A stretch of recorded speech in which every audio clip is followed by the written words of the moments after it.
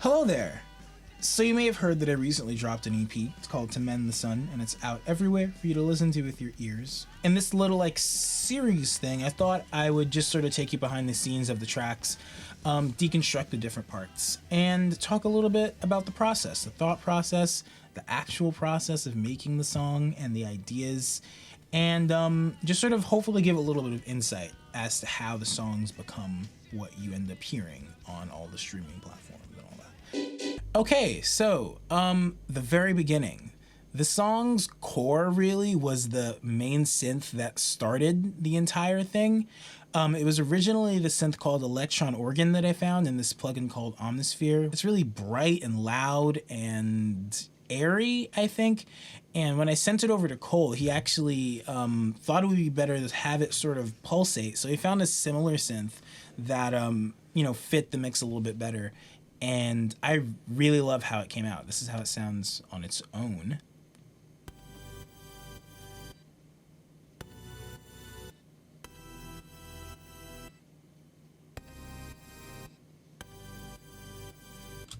So yeah, that synth really just kicked off the entire song, and I ended up writing it super quickly just because I could get this feeling, and the lyrics were very much inspired by the way the song sounded, and vice versa. All the chaos in the song was very much inspired by what I was feeling and just how my brain works, really. So yeah, I took that and I put it on top of this synth bass, which I think Cole also replaced in the end. I really like how it ended up sounding, and it has this really weird wobbling thing going on.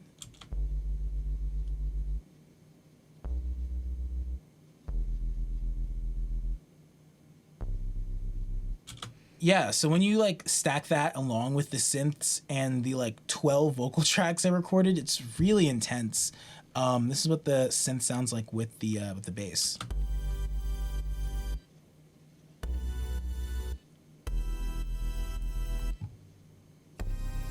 And really, I think the centerpiece, besides the synth, of this intro section and of a lot of the song is the vocal. Actually, there were, I think, 12 vocal tracks when I finally comped everything down. And that isn't even close to the amount of actual tracks I recorded for some parts that I ended up squashing down. So in this beginning part, I think there are as many as 6 or 7 at one moment. And there are these crazy harmonies that go way up at the top of my range just cause I thought it would sound cool and I like it. So this is what the vocals sound like. Slow down, those words mean nothing. My brain just revs up faster. Pressure bomb in the goddamn knife fight. That is, I think that's just kind of insane, really. The only other element that actually starts off the song is pretty minimal to begin with, even though it's very loud and very chaotic. It's 4 or 5 instruments. And besides that, there are these trap hi-hats that I have. And it's just the sort of hip-hop hi-hat you'll find in any producer pack anywhere, really. I think everybody has it.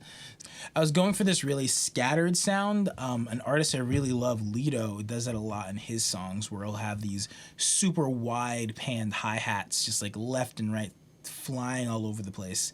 And I love those big bursts of energy that it adds. So that's what it sounds like on its own.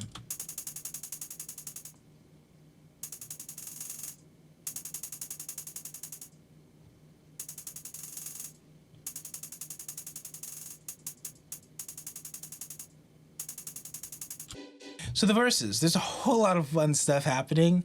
I think one of my favorite things in the song are these plucked violins. It's from this plugin called Sonata Violin or something. You can find plucked violins anywhere on the internet. It doesn't really matter where from. But they sort of follow the main chord progression, and they're very stabby, I think. Everything in this section is very stabby, which is really fun. That's the best way I can describe it. So this is what that sounds like on its own.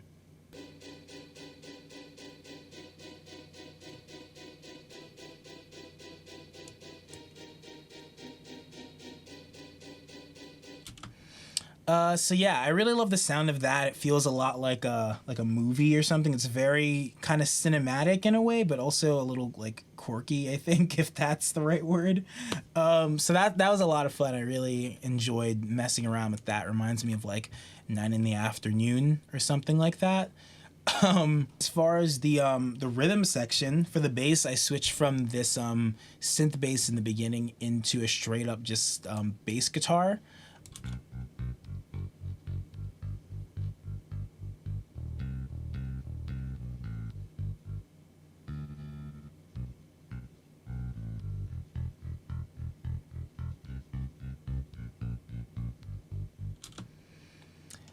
So yeah, that just feels like a very like it feels like piano rock, you know. It's really nice, and essentially that is what this section is.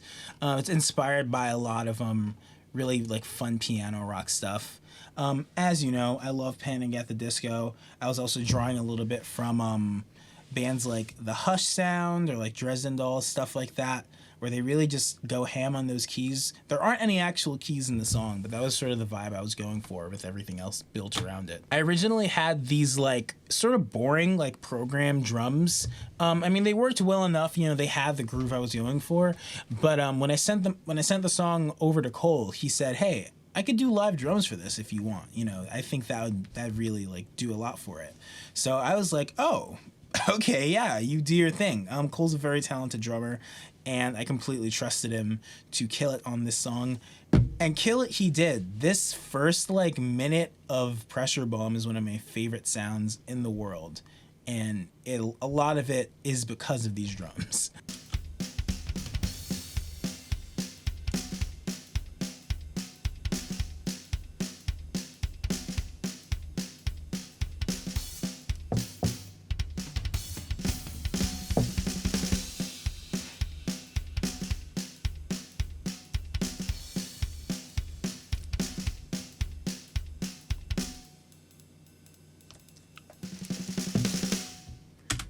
Yeah, I mean that makes me go like insane. It's so good. I don't know if anybody else feels this way. I hope you feel that inside of you the way that I do, because it's like insane the way that he just absolutely killed that. um, there's of course the vocal, which has this sort of like radio sound, I think. Ecstatic pathways run away, flood my mind. Overstimulation makes me feel like I'm alive. Oh, I wish there was a way that I could sing these lines a million miles a minute. Maybe then I could begin to feel like they could keep up. So yeah, it's a very fast vocal melody. I still have trouble singing it, but I thought that would sort of fit the vibe I was going for and get across that chaos I was trying to channel. So there are a lot of words in a short amount of time. On the word static, I just thought static, right? Automatic, static, that's keeping me up. It drives me forward every moment. Make sure I don't stop too long to smell the flowers. I've been here too long, I might burn up and explode. I really love the delay on this voice and that sort of like staticky like radio sound. Makes me think of like Mr. Blue Sky or something like that. So that's a lot of fun. On to the chorus.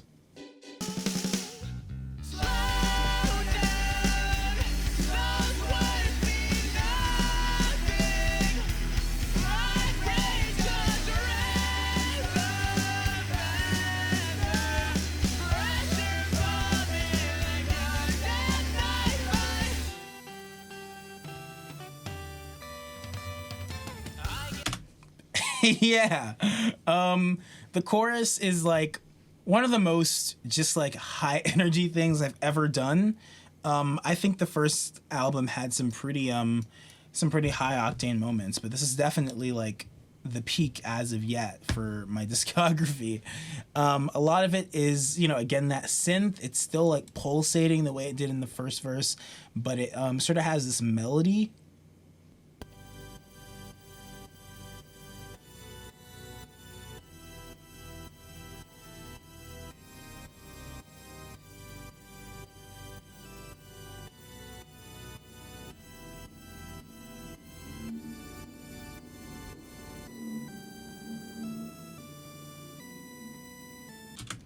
So yeah, I mean, I just love the way that sounds. It's airy, it's bright, it's everything I needed to be in this song. And yeah, I go back to the that synth bass again for the chorus. It's doing its thing. It is so intense. I mean,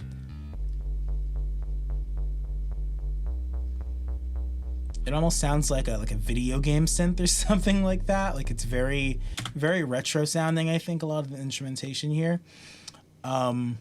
Vocals. There are a lot of vocals here. There are a lot of vocals everywhere in the song, but especially this part, I really wanted the chorus to kind of explode. So in the verse is only like 3, I think, at most at any one moment, and this jumps to like 4 or 5 that I ended up comping down, and then Cole once again comped everything down to this main vocal and background vocal track. So this is what the vocals sound like. Slow down, those words mean nothing. My brain just revs up faster. Pressure bomb in a goddamn knife fight. So yeah, there's some like really high harmonies in there. I really love just adding harmonies. I don't think there's any such thing as too many vocals. Literally, I'll sit here forever and do harmonies. It's just fun. I love it. So yeah. And then Cole does these insane drums. This is actually one of the biggest changes in this in the entire song. The entire groove of the chorus changed, which I wasn't expecting. It was a really nice surprise actually, because it was a very different like drive to it, you know. And I probably wouldn't have thought to do it this way.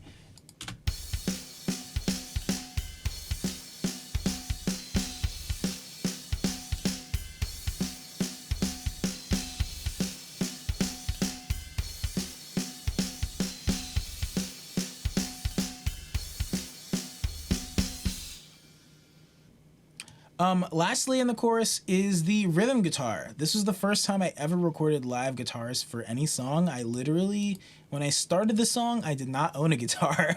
And by the time it was finished, I had gotten one for Christmas, and I just really wanted to play around with it and do a little bit of recording. So yeah, I stuck my mic, I just took my SM58 and threw it next to my amp and did the best I could. This is what the guitars sound like.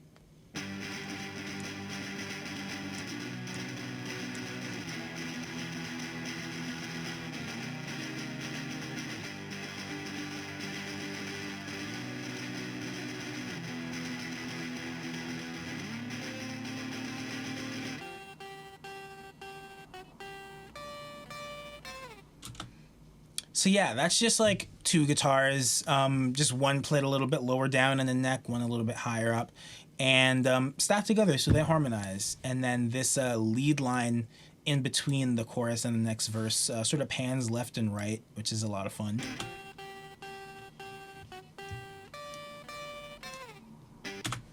Right, next section. So the second verse brings back a lot of the stuff from the first verse. It still has the same strings, same sort of instrumentation plus some guitars and more synth. I really love the sort of like bouncy bass line that gets introduced. That was a lot of fun to work out.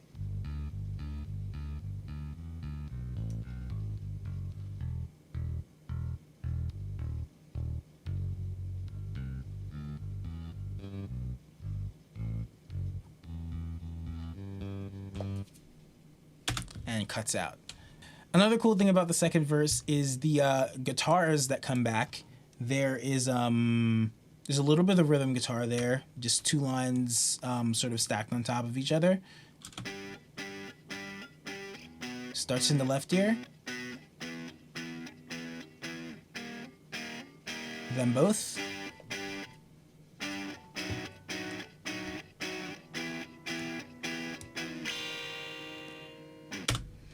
So yeah, I still don't really know how I accomplished that last strum. It was by accident, actually. It sounded like really thin and weird, but then I actually ended up really liking how it sounded. I tried my very best to replicate it, and I just could not. So I kept the original version. That was actually one of the first takes, I think. For his vocals, nothing too crazy happening here. More harmonies, because I love them. I get in the way of myself, and it hurts to admit that sometimes I'm unequipped to handle it all on my own. But why do it alone? You might burn out and explode. Second chorus, pretty much the same as the first one. The guitar part is a little bit different, so I'll play that. But besides that, it does sort of retain a lot of what's happening in the previous one.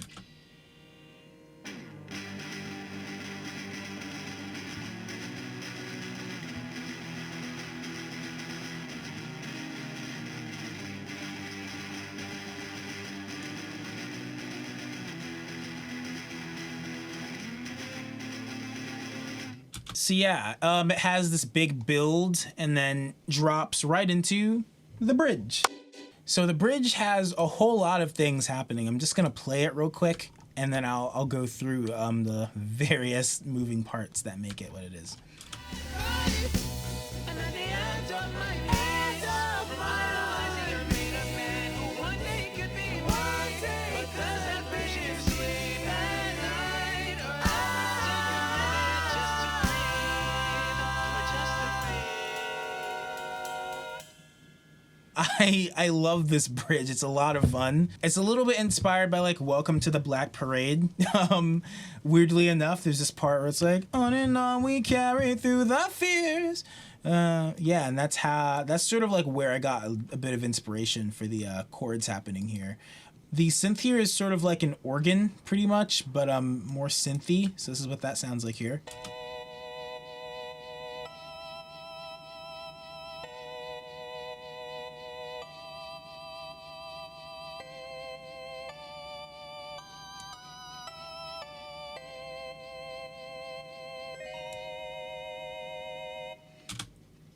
Yeah, I ended it with this this half diminished chord. I love half diminished chords. I love fancy like jazz sounds. I think a lot of people called it the Christmas chord for a while, which is really weird to me. I think that's really funny. But anyways, back to the bridge, because there's a bunch more stuff happening here before our big moment in the song, I guess. There are a lot of vocals here, and this is not the peak of the song as far as vocals go. But there are these crazy harmonies. I'm just gonna go through those real quick. At the end of my me, one day could be me. That night,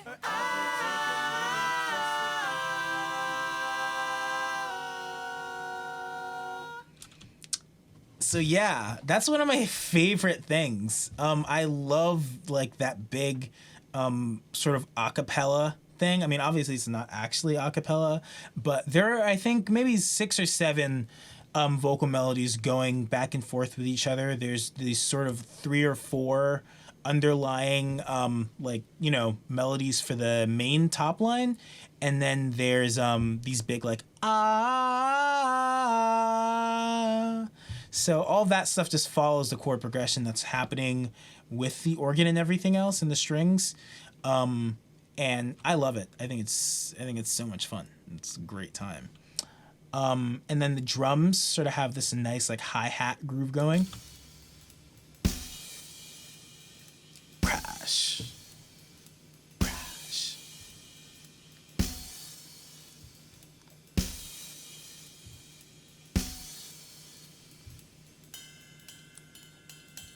There's some rides in there. And then our big moment, the peak of the song. This part is insane. I love it. I'm just gonna play it. I'm just gonna play it because I love this. 1, 2, 3, 4.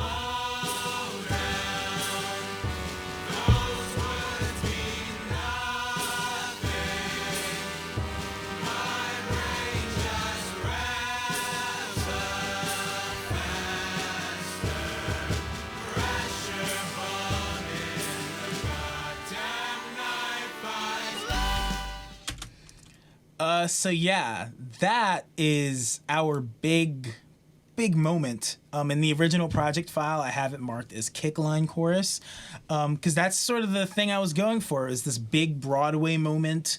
You know, all the dancers line up and have their kick line. The entire ensemble is singing along. It was just this very big, like, theatrical moment, I think, and I always strive to have stuff like that in songs.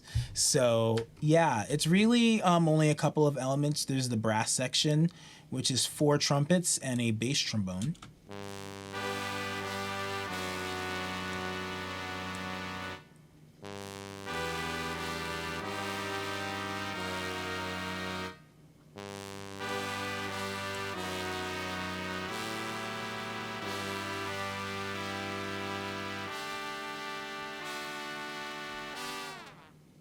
And that last sort of fall is, first of all, really nice. I like that. Not to pat myself on the back, but I really like that moment for some reason. And that just sort of falls right into that last chorus. And these horns are obviously not recorded. I think they sound pretty good, but they're sampled from this plugin called Straight Ahead Soundworks, I think is what it's called. They're sort of jazz horns set.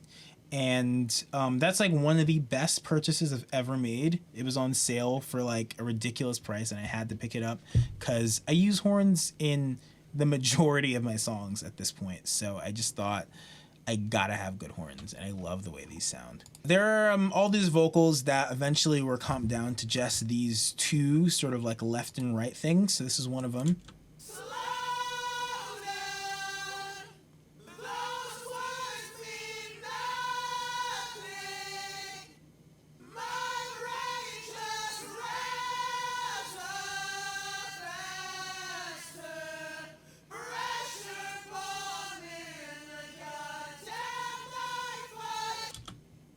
So yeah, there's that, and then there's the sort of lower octave stuff. Slow down. Those words mean nothing. My brain just revs up faster. Pressure bomb in a goddamn knife fight. Yeah, besides that, there's one other little thing I hid into the horn section that I thought was fun. It's this arpeggio, like a pad thing I found. It's really like glitchy and weird, and we ran it through a bunch of distortion. It just sort of builds really subtly in the background before it peaks and just drops down. So this is what it sounds like on its own. And this is behind the brass section.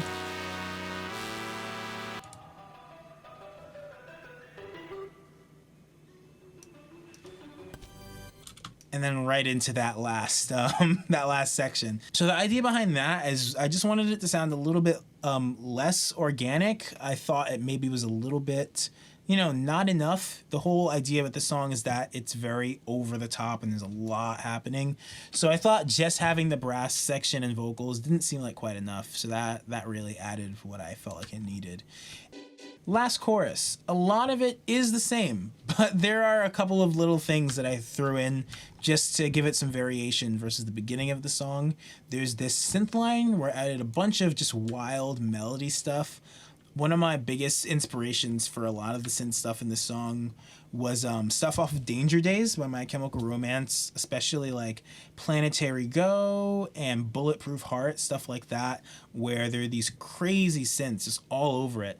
So this is what I had for the last synth line.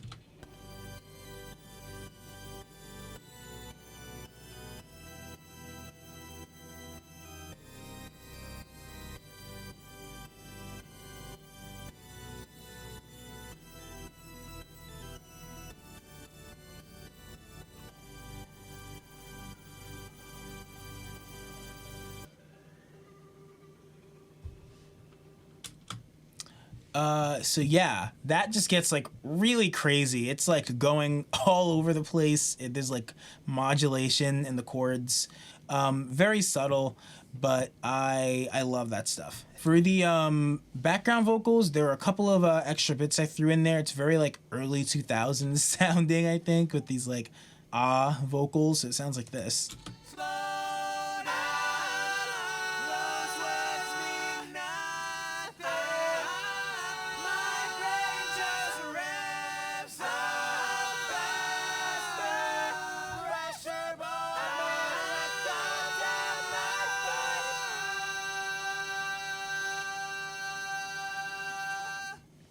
So yeah, that pretty much concludes the song. That's Pressure Bomb, and that's all of the little bits and pieces that made it what it was. I had a lot of fun making this song, and Cole absolutely killed everything he contributed to it. And yeah, I'm just really excited to have created this, you know, after doing a lot of like really dark and like moody stuff. This was really refreshing. And currently working on a music video, which will be out soon, hopefully. So I'll keep you guys updated on that. So yeah, thank you. Have a great day or night or whatever it is. And stay safe, stay healthy, please. Stay inside. Yeah.